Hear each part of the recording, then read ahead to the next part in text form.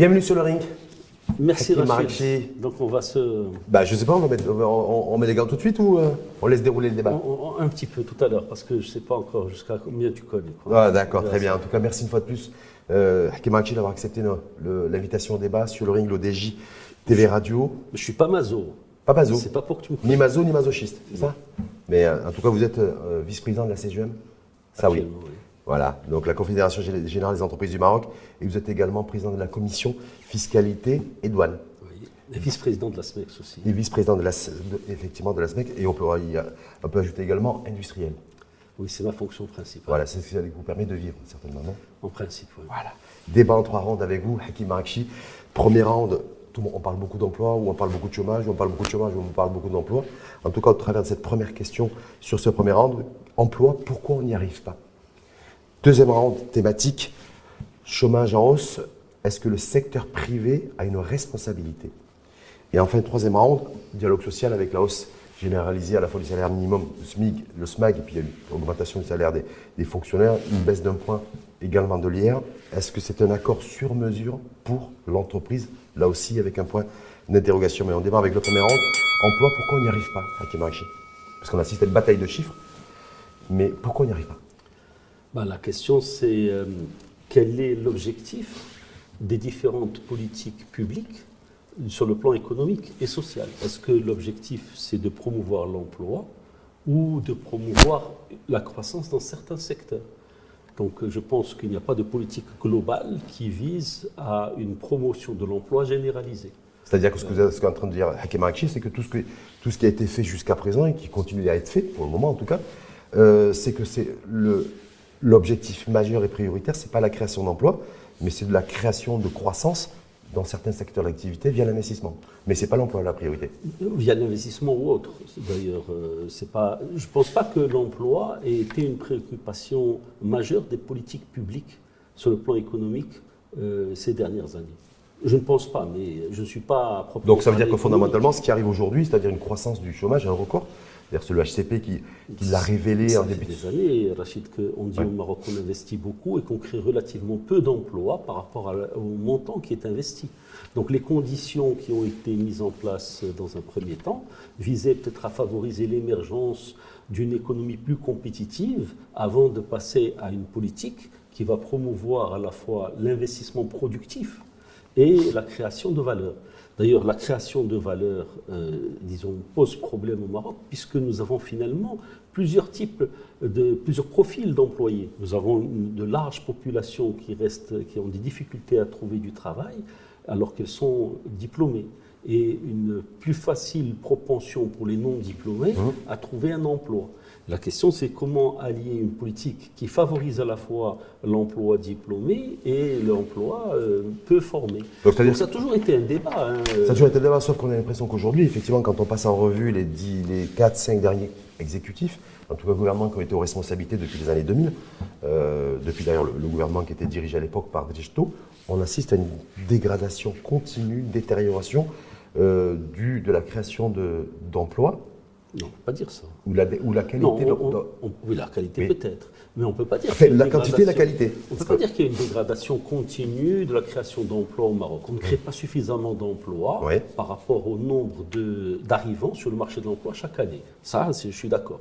Mais on n'a pas détruit de l'emploi en quantité au Maroc. On en a détruit pendant un certain temps sur le plan industriel pour commencer à en recréer sur de nouvelles industries.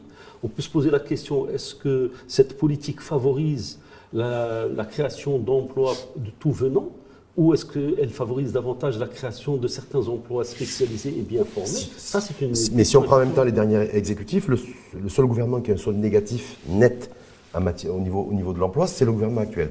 Il y avait le gouvernement, El Othmani avait un solde positif, le gouvernement Benkiran 1 et 2 avait un solde net positif, le gouvernement Abbas El-Fassi avait un solde net positif. Voilà. Donc et là, on se retrouve avec un solde net négatif. Alors, on a eu plusieurs explications que j'ai entendues. Disons, comme tout le monde, on a expliqué que, en fait, la façon qu'on a de comptabiliser l'emploi au Maroc ne correspond pas forcément à des travaux rémunérés. Et donc les gens qui avaient un emploi non rémunéré souhaitaient ne pas le déclarer. Oui, mais là, c'est les mêmes instruments depuis 20 ans. Hein, donc, Oui, on les garde. il y a un shift, c'est-à-dire qu'on connaît aujourd'hui au Maroc, disons, le développement d'un État social qui veut favoriser, disons, une redistribution des revenus à travers, disons, divers éléments qui sont en train d'être mis en place et qui devraient viser les populations les plus défavorisées. Et donc, ça a créé. Mais on tourne en rond. Est-ce qu'on ne tourne pas en rond un petit peu Hakim Arakchi là-dessus? Et que le vrai sujet. Entrepreneur. Oui. Donc, moi, pour un entrepreneur, pour moi, le travail, c'est celui qui est dans une entreprise. Voilà. Une entreprise, qu'elle soit de fait ou une entreprise qui soit juridiquement constituée. Moi, c'est ce que j'aime. Donc, mais ce que je constate également au Maroc, c'est que quand même on a des artifices qu'on a développés, qu'il y a plusieurs façons de travailler légalement au Maroc aujourd'hui, et donc ça contribue à créer de nouvelles conditions de travail, et les choses vont évoluer. Actuellement, on constate une baisse du travail rémunéré, ou une baisse du travail non rémunéré plutôt, et on va voir qui serait la conséquence d'un basculement de population éligible aux aides directes. Mais bon, ouais, peut-être que ça aussi, c'est aussi les artifices, mais fondamentalement, est-ce qu'on n'évacue pas le vrai sujet de débat aujourd'hui? Vous avez vu comme moi, sortie du chef de gouvernement au Parlement, présentation du bilan à mi-mandat, bref, le gouvernement, chef de gouvernement qui dit, ben, nous, depuis 2 ans, on a créé 600 000 emplois, le HCP qui nous dit, non, mais non, il y a une destruction massive d'emplois, il y a un taux record à 13,7%. Au-delà de la bataille de chiffres, et c'est pas là-dessus que je souhaiterais avoir votre analyse et commentaire, qui m'a mais c'est de dire, voilà, est-ce que Valeur aujourd'hui, on ne sait plus créer de l'emploi? J'ai dit on, c'est-à-dire l'autre modèle économique, nos modes aussi d'investissement, on se rend compte aussi que pour créer un emploi, ça coûte de plus en plus cher, en matière d'investissement aussi, au niveau du ratio. Voilà. Est-ce que tout ça... Non, c'est-à-dire, c'est pas forcément vrai. On n'a pas forcément besoin d'investir beaucoup pour créer de l'emploi. Est-ce qu'on est prêt à développer beaucoup de PME et de PMI au Maroc et elles sont susceptibles de créer les emplois? En fait, c'est ça la question. Est-ce que les conditions d'émergence de ces PME et PMI partout sur le territoire national existent et c'est ceux-là qui vont permettre de créer l'emploi qui est productif. C'est-à-dire que c'est pas l'État, c'est pas l'État avec ses politiques de soutien à l'emploi qui va, c'est pas par ce levier-là qu'on arrivera à redresser la courbe du chômage. Ça dépend comment est-ce qu'on veut soutenir l'emploi. Si on veut soutenir l'emploi en favorisant la création de valeur, oui. Et en soutenant l'emploi par des programmes d'aide à l'emploi, RH ou autre, sur les trucs où il y a des... Moi, je suis entrepreneur qui est confronté au marché. Je crois que le marché exprime mieux les besoins qui sont attendus qu'une politique top-down. Pour moi, en tant qu'entrepreneur qui est confronté au marché, je m'adapte aux conditions du marché et donc je n'aime pas aller solliciter des aides. Solliciter des aides, c'est faire des tris, c'est choisir celui qu'on va aider et donc c'est créer des distorsions. Moi, j'aime, alors que nous sommes dans une économie qui est ouverte, donc qui est confrontée au marché, et donc ces distorsions, elles font perdre du temps. Le temps est un facteur clé de réussite. Facteur clé de réussite, mais pour moi, s'il s'agit de favoriser l'équité et le mérite dans un marché qui s'exprime librement, à ce moment-là, oui, on aura des créations d'emplois. On va prendre un cas très concret et qui va vous parler, vous, en tant qu'industriel, en tant que vice-président de la CGM et par rapport à celles et ceux également qui nous écoutent. Si on prend 2023, entre le programme AORH 1 et 2 et le programme Força, c'est grosso modo une enveloppe budgétaire de 7 milliards de dirhams. À la clé, c'est grosso modo 230 000, 240 000 emplois qui ont été créés selon les chiffres officiels. Vous avez suivi comme moi le directeur général de l'OIT, l'Organisation internationale du travail, qui était à Rabat cette semaine, qui dit, ben voilà, moi ce que je considère peut-être pour le Maroc, en termes de propositions, de recommandations, c'est que ces aides de l'État, cet argent public, soient mis à la disposition d'entreprises du secteur privé. Comme ça, ça créerait peut-être beaucoup plus d'emplois, et des emplois de qualité. Est-ce que là aussi, pour essayer de trouver une solution, pourquoi on n'y arrive pas? Est-ce que basculer cet argent public dans les entreprises alors bien sûr, pour créer la richesse. Reste à trouver de quelle manière est-ce qu'on peut faire basculer. Si on le fait basculer en limitant l'écart qu'il peut y avoir entre le formel et l'informel, ça va marcher.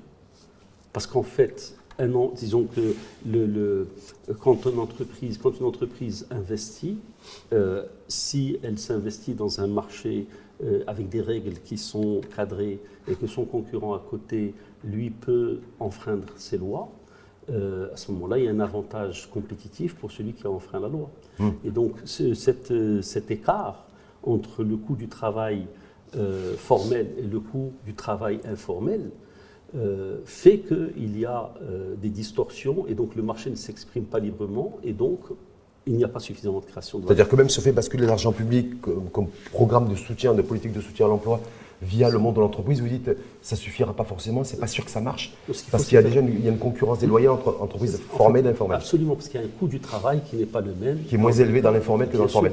Alors le coût du travail, il a plusieurs expressions. Il y a le salaire, il y a les charges patronales, et il y a ce qui est derrière, c'est-à-dire le code du travail tel qu'il est avec ses rigidités. En même temps, on voit qu'il y a de nouvelles façons d'employer légalement les gens. Et donc, ces nouvelles façons permettent une nouvelle expression. Ça va prendre du temps. Mais ce délai... Le statut d'auto-entrepreneur, vous faites référence Par exemple, il y en a plusieurs. Il y a plusieurs ça ne marche pas trop, on pensait. L'État et les pouvoirs publics avaient beaucoup misé là-dessus, mais on voit bien que ça n'a pas trop pris. Sur certains plans, sur d'autres, il est en train de prendre. Et puis vous avez des gens, j'avais entendu quelques personnes qui sont passées dans une de vos émissions qui expliquaient justement qu'ils pouvaient offrir aux entreprises des solutions justement à la carte. En utilisant les différents artifices que permet aujourd'hui le cadre juridique du travail. Certains considèrent que la flexibilité, d'ailleurs, elle est déjà présente, avant même qu'elle soit introduite dans le code de la route. Et donc, mais c'est ce qui fait que les gens ne vont pas assez vite. C'est-à-dire le temps de comprendre, c'est-à-dire ce délai pour comprendre que les nouvelles dispositions permettent de contourner certaines rigidités, il se passe un moment. Quoi. Juste en 30 secondes, peut-être juste pour conclure ce premier round, avant de passer au deuxième round, Hakim Marakchi, sur ce premier round, est-ce que vous auriez, vous, une recommandation pour essayer d'inverser la courbe du chômage ou la courbe de la création d'emplois, quelque chose qui pourrait être actionné assez rapidement parce que la situation devient inquiétante, voire extrêmement préoccupante. Moi, je suis un simple entrepreneur. Oui, mais ce qui importe pour moi, c'est si on veut créer du travail, il faut faire en sorte que le coût du travail au Maroc soit concurrentiel, compétitif. Si on a un travail qui est peu compétitif et peu productif, si la productivité au Maroc est faible, on va détruire de l'emploi. En augmentant le coût du travail, on risque de détruire certains emplois. On va y revenir tout à l'heure parce qu'effectivement, il y a le coût du travail qui va être augmenté et renchéri, en tout cas par les décisions qui ont été prises dans le cadre du dialogue social. Et on verra ça dans le troisième round. Sur le deuxième round, chômage en croissance, est-ce que le secteur privé et le monde de l'entreprise dans son ensemble a une part de responsabilité ou une responsabilité pleine dans la détérioration de l'emploi et la hausse du chômage, Hakim Marakchi? Alors, il y a une responsabilité évidente, c'est normal.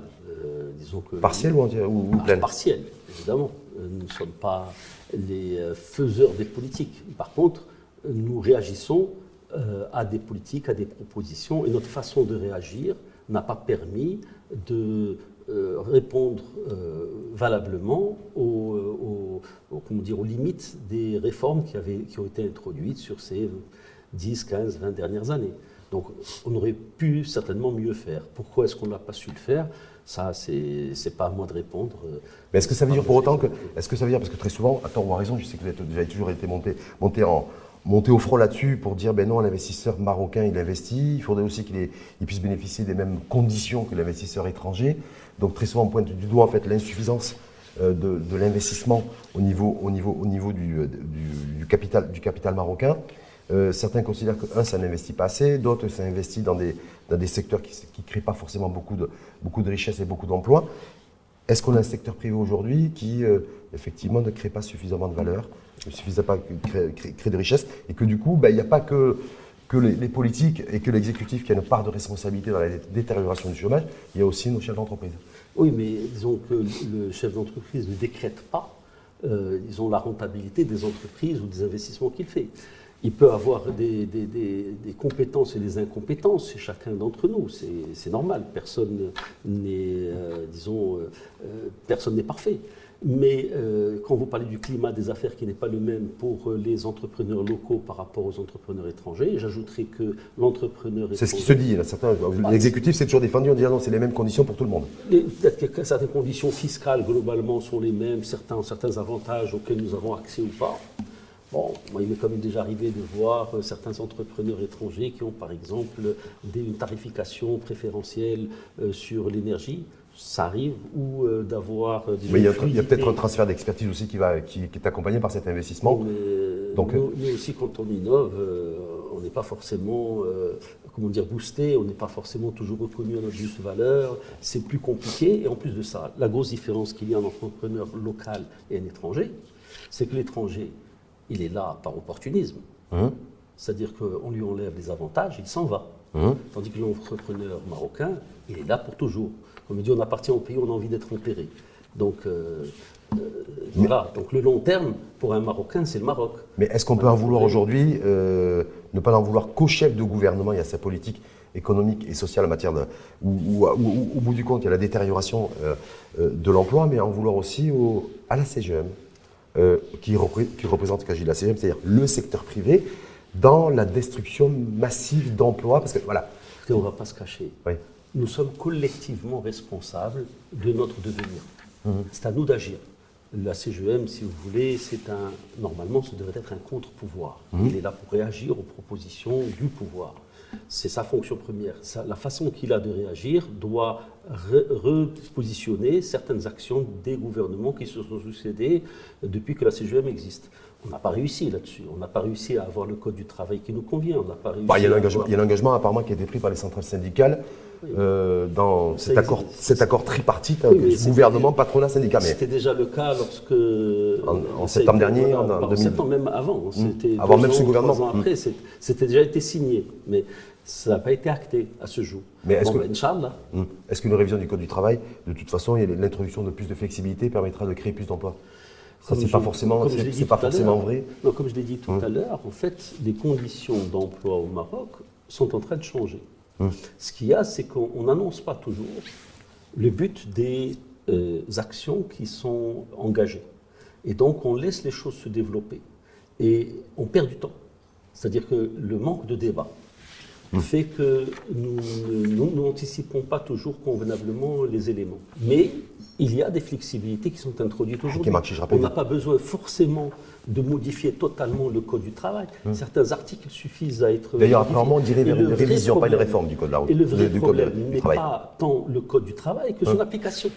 L'application du Code du travail telle qu'elle se fait aujourd'hui par la justice accable l'entreprise. Et accabler l'entreprise, c'est tuer l'emploi. En tout cas, dans cette notion de part de responsabilité, parce que mon interrogation n'était pas innocente ou totalement innocente, dans ce deuxième round, c'est le fait qu'en fait, on reproche, je dis on, c'est-à-dire certains observateurs avertis en matière d'emploi, sur ces questions économiques et sociales en tout cas, le fait que le patronat chez nous, ça ne date pas d'aujourd'hui, mais c'est peut-être amplifié aujourd'hui, parce qu'il y a une problématique de chômage, sur le fait, n'a pas initié de chantier de projection, de répertorier les besoins, tant en compétences qu'en emploi, de point de vue quantitatif et qualitatif. Et voilà. Donc du coup, en fait, subit, se dit voilà, c'est au petit bonheur la chance. Et que subit, on n'est pas. C'est-à-dire, nous sommes un syndicat. Mais il y a des patronats allemands qui subissent pas, ils sont beaucoup plus proactifs que notre organisation patronale. Non, nous sommes proactifs. Nous intervenons et nous interagissons. Mais nous subissons. Par définition, nous sommes un syndicat. Nous ne sommes pas le pouvoir. Nous sommes un contre-pouvoir, pas le pouvoir. Mais Donc on a la responsabilité de réagir. C'est notre responsabilité. On n'a pas réagi convenablement. C'est un fait, puisqu'on n'a pas le résultat escompté. Donc si vous me dites est-ce qu'on a une part de responsabilité? Oui. Est-ce que c'est dans l'ADN du patron parce qu'il est marocain? La réponse est non. Parce que vous avez des Marocains qui ont investi, qui se sont établis à l'étranger, qui réussissent parfaitement. Donc ce n'est pas une question d'ADN. Est-ce qu'il serait bon aujourd'hui, selon vous aujourd'hui, Hakim Marakchi, dans la situation dans laquelle on est aujourd'hui, une situation d'urgence en matière d'emploi, apparemment le chef de gouvernement a saisi ou ressaisi ou a dessaisi en tout cas des différents cabinets en tout cas pour travailler là-dessus. Il y a urgence a priori en la matière de se dire voilà que la CGM aussi prenne sa part de responsabilité. Parce qu'effectivement, si elle a une responsabilité, prenne sa part de responsabilité, puis soit porteuse d'un discours et d'une vision et d'une batterie d'actions aussi pour relancer l'emploi chez nous. Nous, on est des patrons. Le patron, il investit pour gagner de l'argent. Investissement, rentabilité. Investissement, rentabilité. Si les conditions d'investissement et d'employabilité existent, les gens vont investir et employer les gens. Si les gens ont peur d'employer parce que le coût du travail est trop élevé, voire même qu'il obère éventuellement la rentabilité, eh bien, il va fuir l'investissement, il va fuir... Donc vous dites, nous, en tant que CGM, c'est le syndicat du patron et des patrons, en fait. Ce n'est pas notre boulot, ce n'est pas notre mission d'être force de proposition sur des questions de relance de l'emploi. La force de proposition, oui. Mais Mais nous ne sommes pas comptables des décisions qui sont prises.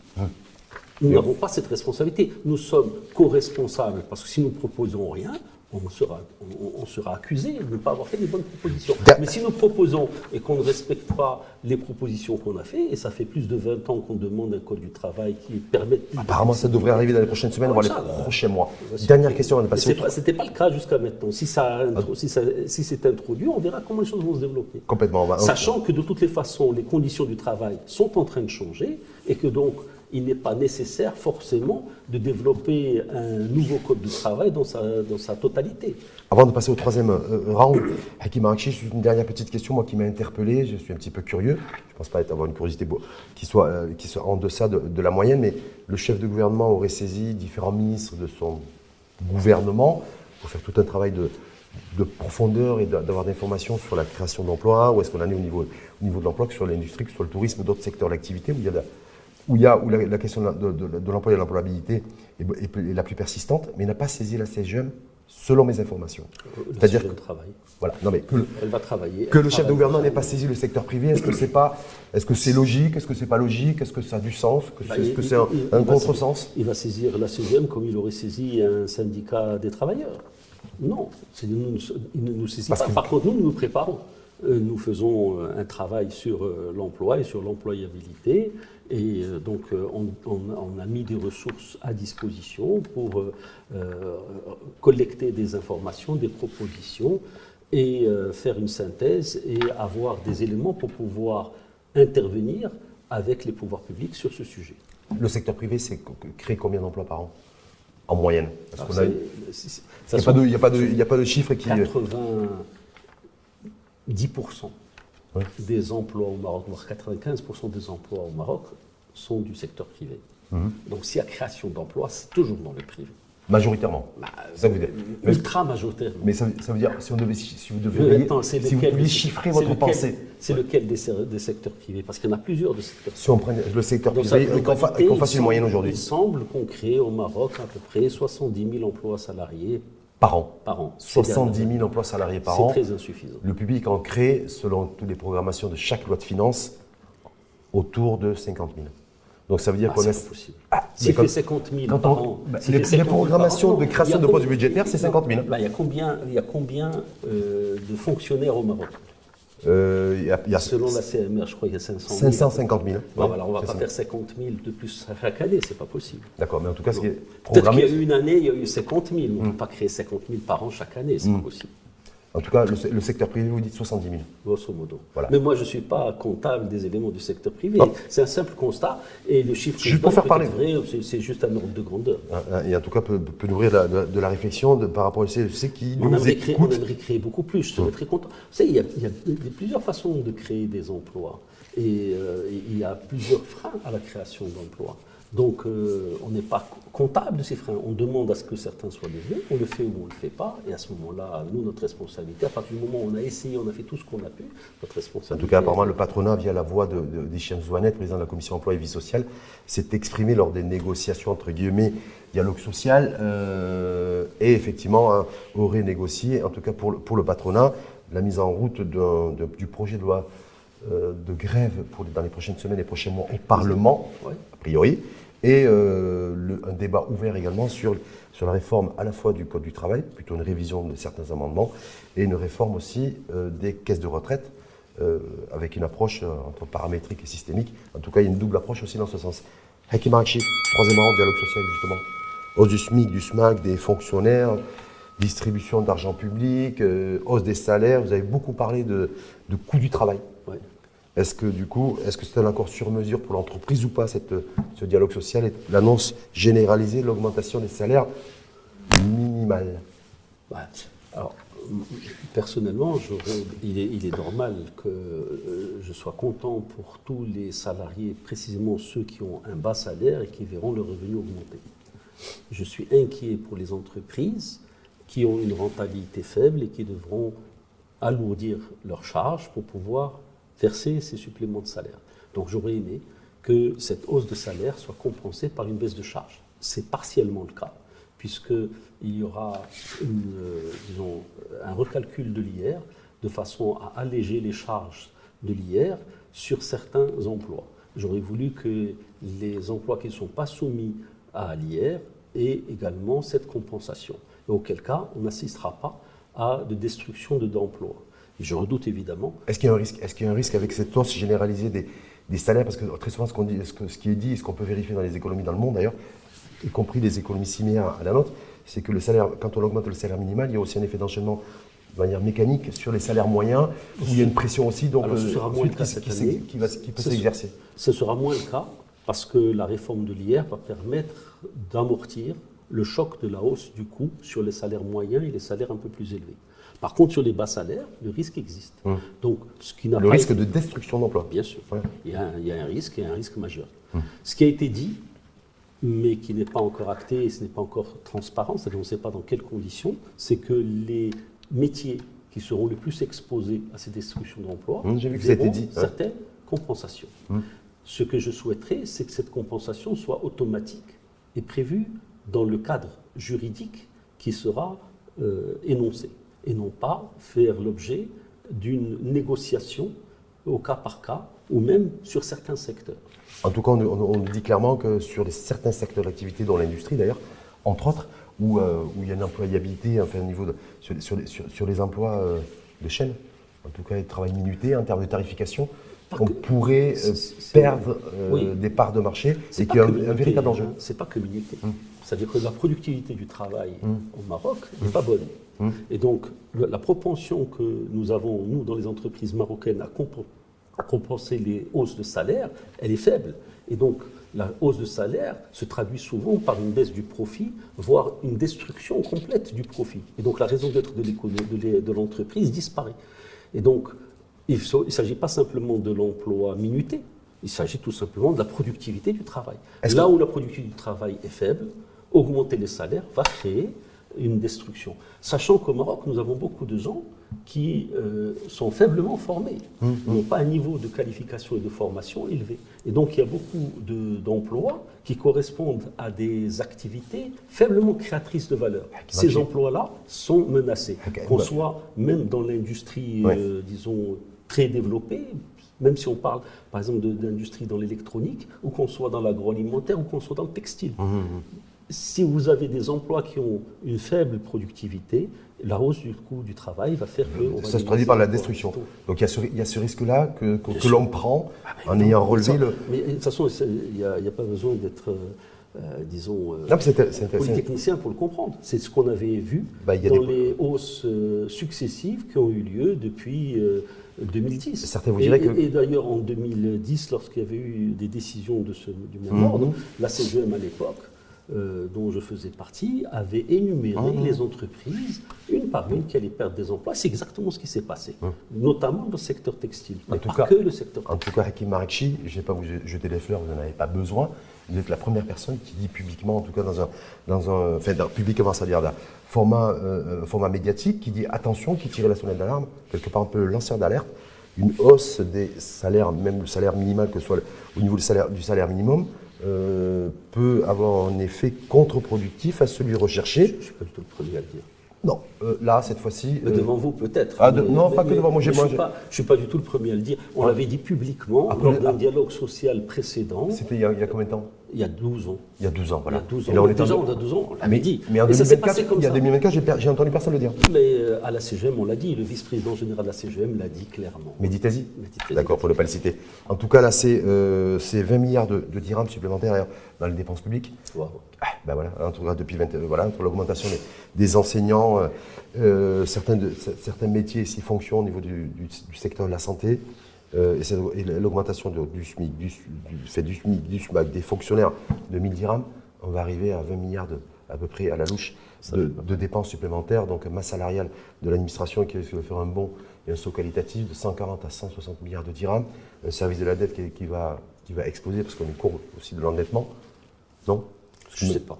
A priori, on a un service de la dette. Là, le déficit du PIB n'engendre pas forcément une hausse de la dette. On peut le laisser libre. Disons qu'il y a une partie du déficit du PIB qui est acceptable. Maintenant, je vais dire quelque chose qui va me faire un peu cataloguer. Il y a plusieurs éléments de considérer le coût du travail. Il faut considérer le coût du travail à l'international. Notre façon de payer nos employés doit être comparée avec la productivité qu'on peut avoir dans les pays concurrents au Maroc. Est-ce qu'on peut se comparer avec l'Égypte, un pays que vous connaissez bien? Non, je ne connais pas bien. Vous connaissez un peu l'Égypte, non? Vous êtes un peu en concurrence en tant qu'industriel avec l'Égypte. Forcément. Voilà, donc c'est pour ça que je dis que c'est pas innocent ce que je... ma question, pourquoi je vous dis ça? Parce que l'Égypte a procédé, c'est-à-dire l'Égypte, le gouvernement et les pouvoirs publics égyptiens, a une annonce d'augmentation du salaire minimum de 50%. Mais ils ont baissé la valeur de la monnaie de plus que 50%. En tout cas, pendant que nous, on a augmenté on a annoncé une augmentation du SMIC de 10%, il faut avoir ces politiques qui permettent de gagner en productivité ce qu'on perd en coût nominal. Si on n'est pas capable de compenser par une meilleure productivité la hausse du coût du travail, automatiquement, on perd des emplois. Si on veut faire du chewing-gum aujourd'hui en Égypte, apparemment, c'est plus intéressant que de faire du chewing-gum et de fabriquer du chewing-gum chez moi, chez nous au Maroc. Tout ça pour vous dire, a priori, en Égypte, augmentation du salaire minimum, donc, qui était jusqu'à présent de $120, qui va passer à $240. C'est quand même Non, en Égypte, ils parlent de livre égyptienne, ils ne parlent pas de dollars. Oui, mais en tout cas... la livre égyptienne a été dévaluée. Oui, mais donc, même en ayant augmenté le salaire minimum de 50%, ils ont un coût du travail qui reste inférieur au nôtre. Évidemment, parce qu'ils ont augmenté de 50%, la valeur de la livre égyptienne a baissé de plus de 50%. Est-ce que ça veut dire qu'ils ont tout compris, que nous, on n'a pas compris? Non, je ne dis pas ça. Je vous pose la question. Non, je ne dirais pas ça. Je ne suis pas du tout pour une politique à l'égyptienne. L'Égypte, c'est l'Égypte, et le Maroc, c'est le Maroc. Mais c'est indexé à la productivité, a priori.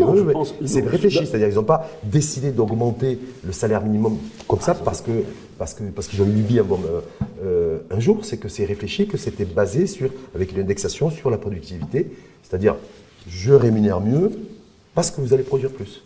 Moi, je pense pas. Pour la faire court. Je ne pense pas du tout que ce soit ce qui se passe aujourd'hui en Égypte. Je pense que l'Égypte s'appauvrit et que la dévaluation de la livre, disons, contribue à appauvrir les Égyptiens qui sont dans une situation qui est pénible aujourd'hui. Grâce à Dieu, ce n'est pas du tout le cas au Maroc. Par contre, avoir une politique d'un dirham fort ne permet pas de créer des emplois à faible productivité et à faible valeur ajoutée. Et donc, il faut qu'il y ait une compensation pour ces emplois-là. C'est tout, je ne dirais pas plus loin. Je dirais plutôt, je me comparerai avec ce qui s'est passé, par exemple, en Espagne ou au Portugal, lorsque le poids de la dette en Espagne et au Portugal a fait que l'Espagne et le Portugal ne pouvaient pas dévaluer parce qu'ils ne sont pas... Ils sont adossés à l'Europe et à l'euro, donc ils n'ont pas la souveraineté sur leur monnaie, et donc ils ont fait une dévaluation intérieure. Oui. C'est ce que je souhaiterais pour ce type d'emploi au Maroc.